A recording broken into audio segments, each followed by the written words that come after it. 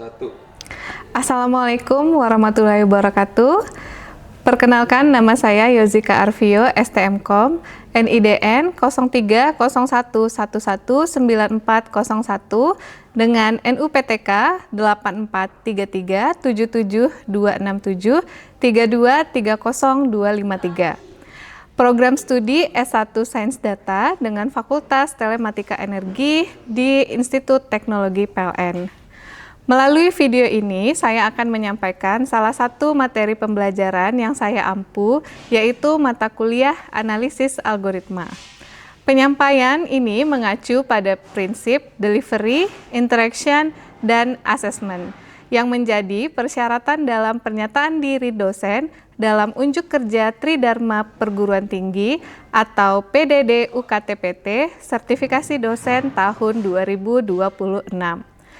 Mata kuliah Analisis Algoritma merupakan mata kuliah wajib pada program studi Sains Data yang dibebankan sebanyak 2 SKS teori pada semester 4. CPL Prodi yang dibebankan pada MK atau mata kuliah yaitu memiliki kemampuan memahami cara kerja sistem komputer serta menerapkan berbagai algoritma atau metode untuk memecahkan masalah pada suatu organisasi. Adapun capaian pembelajaran mata kuliah atau CPMK yang pertama, mampu memahami cara kerja sistem komputer, kemudian mampu menerapkan berbagai algoritma atau metode dalam memecahkan masalah pada suatu organisasi.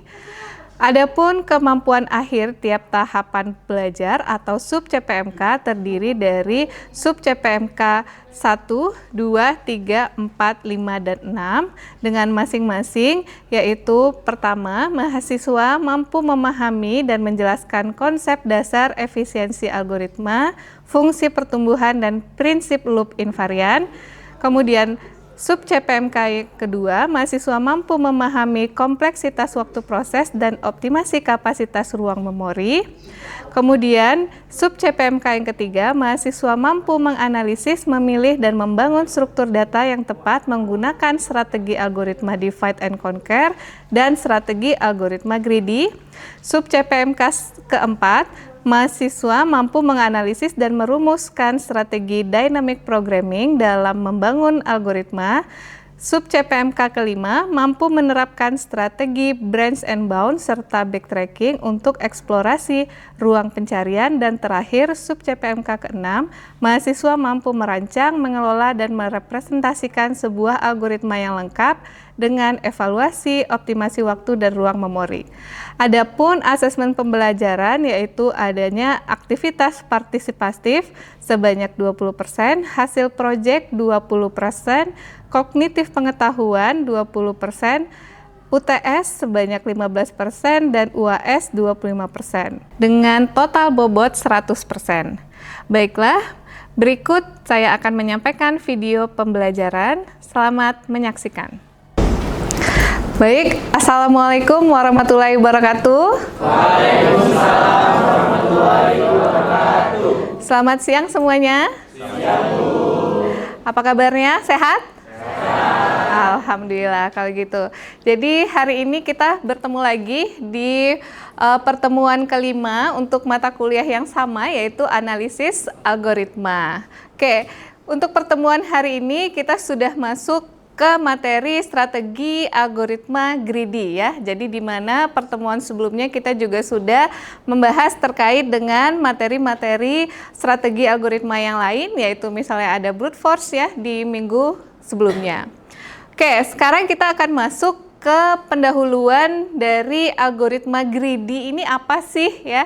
Jadi algoritma greedy ini merupakan metode yang paling populer untuk memecahkan persoalan optimasi. Nah, optimasi di sini apa aja? Jadi ada maksimasi dan minimasi ya. Jadi ada dua persoalan mencari solusi optimum dari sisi maksimasi dan minimasi. Nanti kita akan lihat contoh-contoh soalnya. Nah, contoh persoalan untuk optimasi ini bisa dilihat ada contoh persoalan penukaran uang ya. Jadi misalnya diberikan uang senilai A. Nah, tukar A dengan koin-koin uang yang ada, berapa jumlah minimum koin yang diperlukan untuk penukaran tersebut. Nah, ini contoh dari persoalan minimasi. Oke, jadi kita kan mau mencari jumlah minimum koin. Jadi itu persoalan minimasi. Nah, misal tersedia banyak koin. Jadi ada 1, 5, 10, dan 25. Koin 1 saat ini udah nggak ada ya, koin 1, 5, 10 rupiah gitu udah nggak ada. Nah, ini contoh. Oke, uang senilai A misalnya sama dengan 32, dapat ditukar dengan banyak cara. Caranya yang pertama, misalnya kita mau menukar uang 32 tadi dengan koin 1, 5, dan 10 dan 25 ya. Nah, cara yang pertama bisa saja kita tukarnya dalam bentuk 1, 1, 1 sampai 32 koin. Kemudian untuk selanjutnya kita pakai yang 5, 5, 5 tambah 10 tambah 1 sampai dengan 7 koin. Yang menghasilkan ini ketika di total berapa? 32 ya. Kemudian dan seterusnya. Berarti ada banyak cara ya. Ada banyak cara untuk menukarkan dengan koin 1, 5, 10, dan 25. Nah, namun untuk persoalan minimum, kita tadi mau mencari minimumnya. Yang minimum adalah kita langsung menukar dengan koin 25, 5, 1, dan 1 hanya sebanyak 4 koin gitu ya. Oke, kemudian kita lihat lagi. Jadi greedy ini kalau dalam bahasa Inggris artinya adalah rakus ya, atau tamak atau loba gitu ya dalam KBBI. Prinsip greedy ini yang perlu ditekankan adalah take what you can get now. Jadi ambil yang bisa kalian dapat sekarang ya. Algoritma greedy membentuk solusi langkah per langkah. Jadi dia step by step. Pada setiap langkah terdapat banyak pilihan yang perlu dieksplor. Oleh karena itu, dibuat keputusan yang terbaik dalam menentukan pilihan. Dan ada namanya nanti optimum lokal, jadi solusi optimum lokal, dengan harapan bahwa pilihan yang kita pilih saat itu menjadi solusi optimum. Kemudian ada juga langkah sisanya mengarah ke solusi optimum global, jadi solusi keseluruhan gitu ya. Oke, sebelum saya next, ada yang mau bertanya dulu terkait dengan greedy tadi? Oke, silakan. Nama sama NIM-nya ya. Oke, baik. Ibu, perkenalkan nama saya Jahreni Saputri dengan NIM 2023-31152. Nah, di sini saya ingin bertanya, Bu. Sebelumnya kan tadi Ibu menjelaskan bahwasanya greedy itu tuh memilih optimum lokal dengan harapannya itu tuh menjadi optimum global. Nah, pertanyaannya, kenapa sih greedy itu tuh bisa gagal menghasilkan solusi yang optimal secara global? Oke, jadi namanya Rara tadi ya. Oke, Rara. Jadi kenapa bisa gagal menghasilkan optimum global? Jadi karena tadi dia rakus tadi ya. Jadi karena rakus dia akan mengambil solusi yang paling pertama. Misal tadi dari solusi penukaran uang misalnya. Kan ada banyak cara gitu ya. Dari banyak cara itu hanya mengambil misalnya, dari situ ada 7 koin misalnya ketika kita nukarin. Sedangkan solusi minimumnya secara keseluruhan harusnya bisa dengan 4 koin saja. Nah, kemudian di sini kita lihat ada list ya. Contoh kita mau nukarin 78. Ya, tadi 32 sekarang 78. Maka kalau secara ascending ya, dari yang kecil berarti ascending dari yang kecil. Nah, berarti 1 bisa nggak? Bisa, sebanyak 78. Sedangkan kalau secara descending berarti yang paling besar dulu. Berarti 25 kali 3? 75 tambah 1 koinnya sebanyak 3 ya. Kemudian density di sini. Nah, density di sini kita tahu merupakan nilai per sama dengan nilai per bobot ya. Sedangkan di sini kita nggak melihat bobotnya atau W-nya sehingga dia masih 0. Nah, ini adalah sedokotnya ya.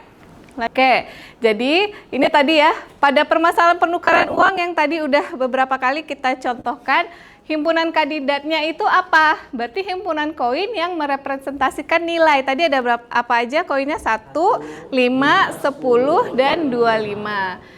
Kemudian himpunan solusi adalah total nilai koin yang dipilih tepat sama jumlahnya dengan nilai uang yang ditukarkan.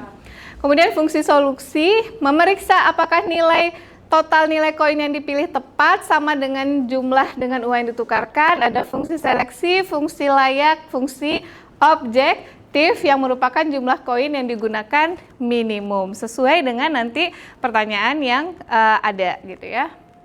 Oke, ini skema umum dari algoritma greedy ya. Jadi ini ada suatu ini kita katakan apa? Udah belajar mata kuliah apa? Algoritma pemrograman awal. Apa namanya? Pseudocode ya. Jadi ini ada deklarasi tadi ya, ada algoritma S ya. S itu diinisiasi S dengan kosong pertama, while di sini ada kondisi ya, dengan C tidak sama dengan kosong, maka akan dilakukan do X menjadi seleksi C tadi kan dari sini yang fungsi kandidat, S itu solusi. Nah, kita bisa lihat pseudocode-nya. C ini adalah C dikurang dari X elemen himpunan kandidat yang berkurang 1. If layak, S ini union gabungan dengan X, dan maka S ini akan berisi gabungan dari yang sudah diseleksi S gabungkan dengan X. Nah, kemudian and if dan and while solusi S or C ini sama dengan kosong, if solusi dan return S. Kemudian kalau selain itu write tidak ada solusi. Ini secara sederhananya pada akhir setiap iterasi solusi yang terbentuk adalah optimum lokal. Jadi pada akhir iterasi while do diperoleh optimum globalnya. Oke, jadi tadi yang ditanyakan oleh temannya Rara ya, optimum global belum tentu merupakan solusi optimum terbaik, tetapi suboptimum atau pseudo optimum. Jadi algoritma greedy tidak beroperasi secara menyeluruh terhadap semua alternatif solusi yang ada dan seterusnya ya. Nah, ini masih ada lagi contoh penukaran uang ya. Nah, misalnya kalau koinnya tadi kan hanya 1, 5, 10 ya. Kalau koin 5, 4, 3, dan 1 uang yang ditukar 7 gitu ya. Kalau kemudian solusi greedy-nya seperti apa? Nah, solusi greedy-nya misalnya kita mau mencari misal solusi greedy untuk 7. Nah, berarti kan ada 5, 4, 3, dan 1. Berarti kalau misalnya kita lihat, kalau greedy kan ngambil yang misalnya secara descending 5 yang pertama, kemudian apa lagi? 1. Berarti ada berapa koin? 3 koin. Apakah ini optimal? Secara global ini tidak optimal, tapi secara lokal itu optimal. Makanya tadi kita bilang greedy itu memberikan solusi global secara solusi lokal optimum, bukan secara global ya. Jadi seringnya harus hati-hati gitu ya. Sedangkan yang optimum global adalah bisa kan kita pilih 4 tambah 3 jadi tuh 7. Hanya pakai 2 koin ya. Sama ya. Kayak gini, koin 10, 7, 1 mau ditukar 15. Kalau pakai greedy berarti kan langsung dipilih ini 10, 1, kemudian 7 bisa dipilih nggak? Enggak, jadi dihapus. Yang bisa dipilih 1 sebanyak 5, jadi ada 6 koin. Sedangkan solusi optimalnya adalah cukup 7 tambah 7 tambah 1, jadi ada 3 koin. Sama juga ini ya, 15, 10, 1 yang mau ditukar ada 20. Berarti solusi greedy-nya 20 apa nih? 15 tambah 1 sebanyak 5 kali. Kemudian solusi optimalnya ternyata bisa aja 10 2 kali. Oke.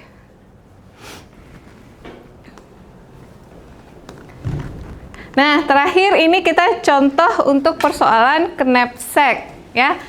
Nah, untuk persoalan knapsack, ini ada yang udah pernah dengar nggak persoalan knapsack? Belum ya? Oke.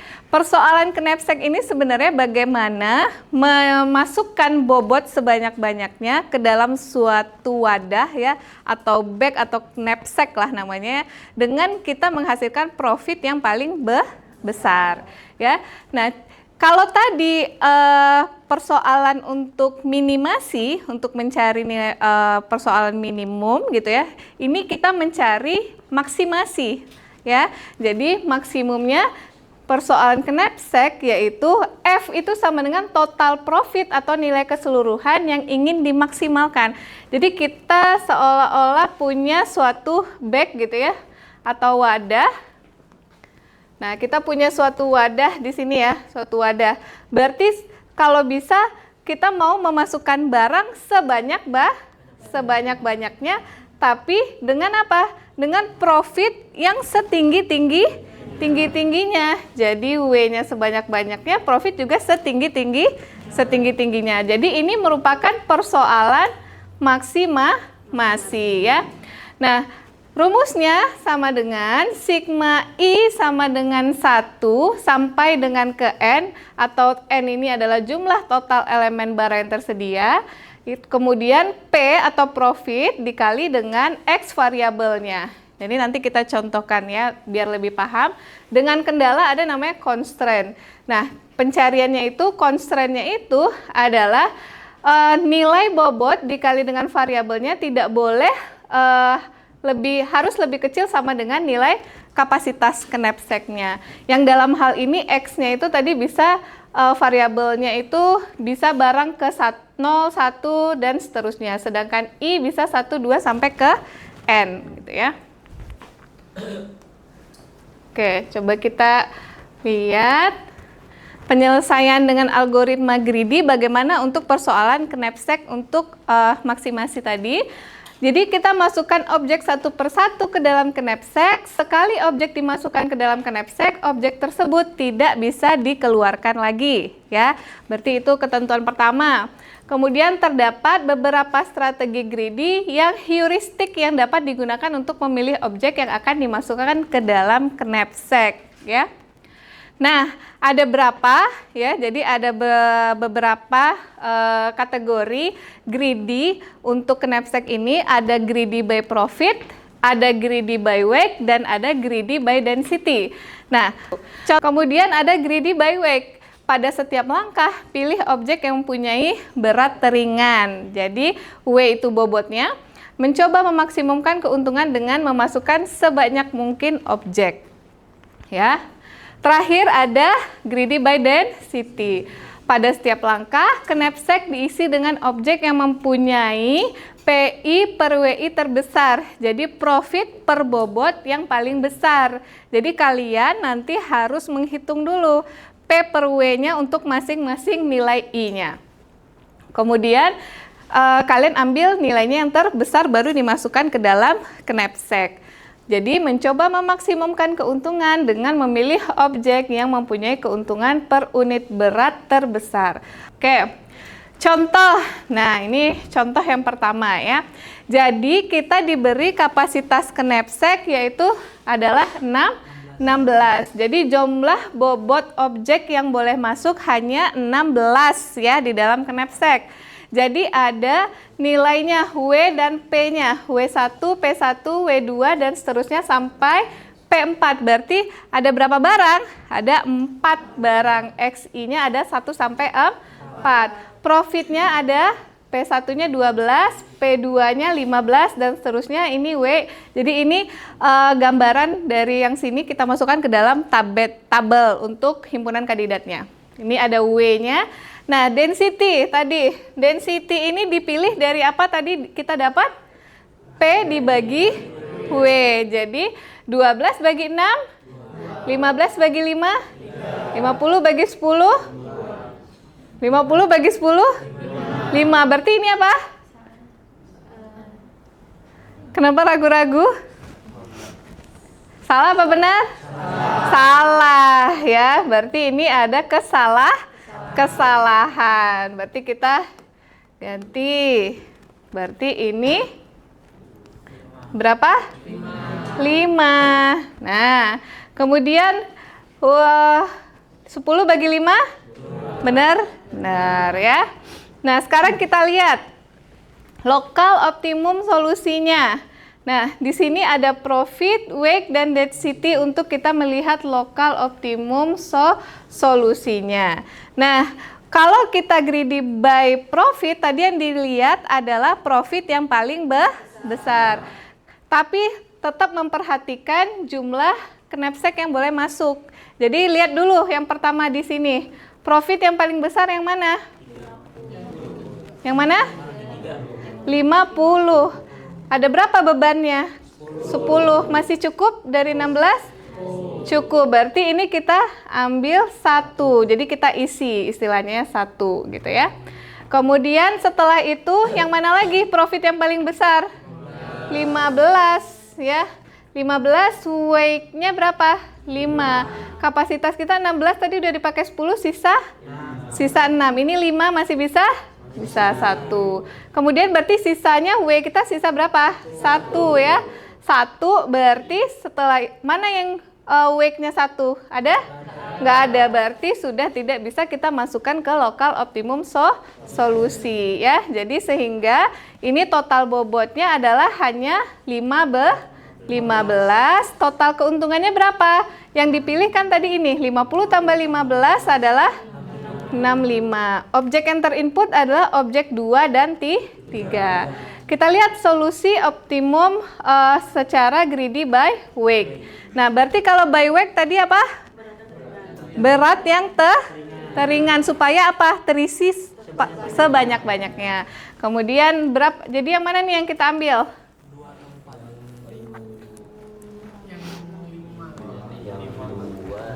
Oke. Jadi kita ambil dulu berat yang teringan yang mana? Yang mana? Objek nomor 2 misalnya. Berarti ini kita isi 1. Kemudian yang mana lagi? 4. Berarti ini kita tulis 1. Berarti masih berapa? 10. Kita butuh 16. Berarti yang mana? Yang ini. Jadi 1. Sehingga ini pas ya. Jadi 16 total keuntungannya berapa? 37. Jadi dihitung dari sini 10 tambah 15 tambah 12 37 dengan variabel objek terinputnya 1, 2, dan 4. Nah ini contoh kedua, saya minta kalian yang maju ya untuk ngisi yang profit dulu nih harusnya. Oke, coba contoh, ada yang mau bisa? Oke, silakan satu orang.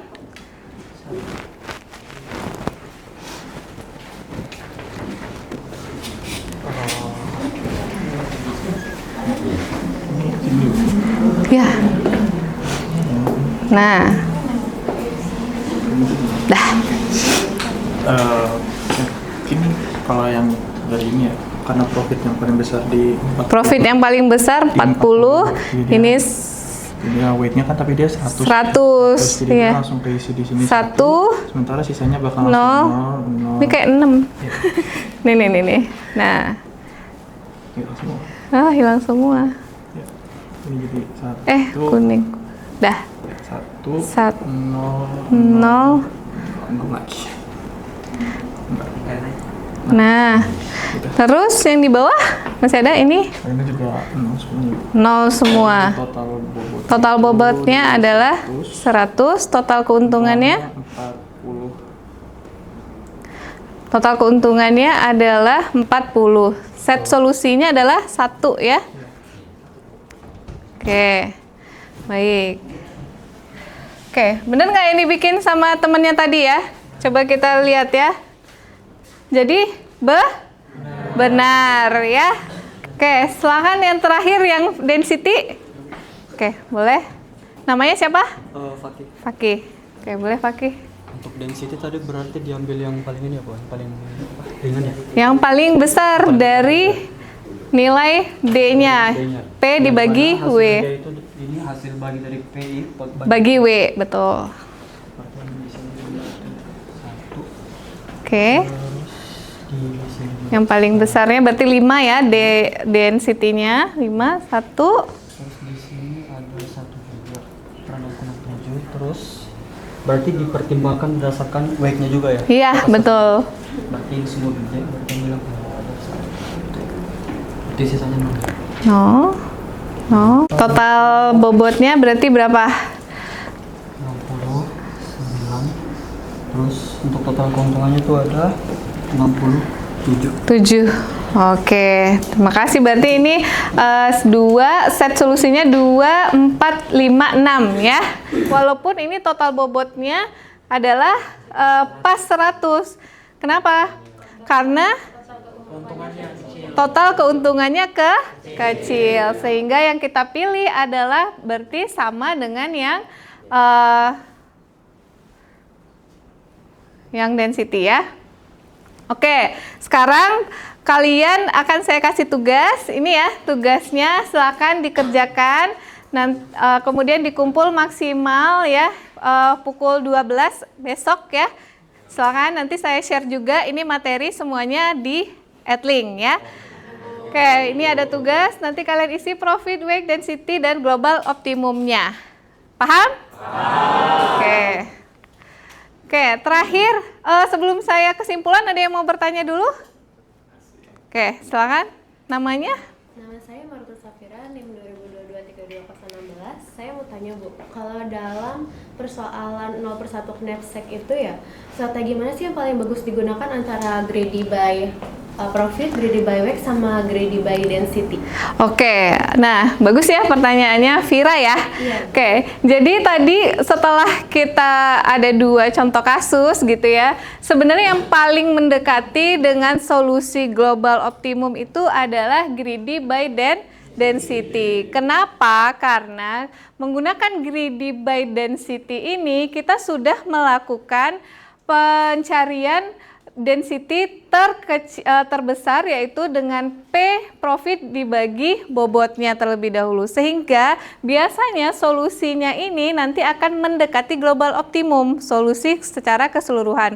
Namun hati-hati, ada kalanya kasus yang untuk solusi global optimumnya berbeda semua dengan greedy by profit, weight, dan density. Karena ingat lagi tadi sudah terjawab Vira? Nah, jadi saya langsung ke kesimpulan. Di sini algoritma greedy ini tadi adalah algoritma yang memecahkan masalah adalah step by step, langkah per langkah. Jadi nggak bisa langsung ngambil solusi yang globalnya. Pada setiap langkah, yang pertama kita harus mengambil pilihan yang terbaik yang dapat diperoleh pada saat itu. Jadi tanpa memperhatikan konsekuensi ke depan. Jadi ada prinsip take what you can get now ya. Kemudian berharap bahwa dengan memilih optimum lokal pada setiap langkah akan berakhir dengan optimum global. Walaupun itu tergantung ya nanti ya solusinya. Algoritma greedy tidak selalu berhasil menemukan solusi optimal untuk masalah zero or one knapsack. Nanti saya akan melanjutkan strategi-strategi algoritma lainnya di pertemuan berikutnya, sehingga kita bisa melihat apakah dari strategi-strategi algoritma itu yang paling maksimum ya. Karena tujuan dari mata kuliah ini CPL-nya adalah supaya kalian memahami metode-metode algoritma yang digunakan untuk penyelesaian permasalahan. Oke? Jadi jangan lupa tugasnya dikerjakan. Untuk absensinya nanti silakan absen melalui siakat ya. Oke, saya akhiri pertemuan hari ini. Mohon maaf jika ada kesalahan dan kekurangan. Wabillahi taufik wa hidayah. Wassalamualaikum warahmatullahi wabarakatuh. Waalaikumsalam.